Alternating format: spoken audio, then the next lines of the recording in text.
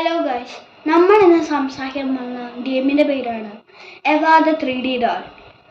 ഈ ഗെയിം എല്ലാ കുട്ടികളെയും സ്വപ്നത്തിൽ നൈറ്റ്മെയർ പിന്നെ അഡിക്റ്റീവ് ആക്കുന്നുണ്ട്.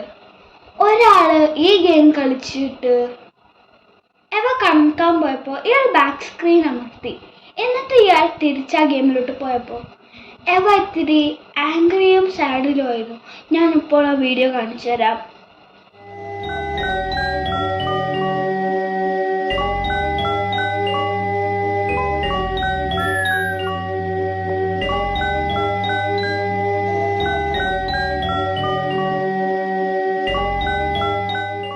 കണ്ടില്ലേ, എവ ഇത്തിരി ദേഷ്യത്തിലും സങ്കടത്തിലും ആയിരിക്കണത്. നിങ്ങൾ സൂക്ഷിക്കുക.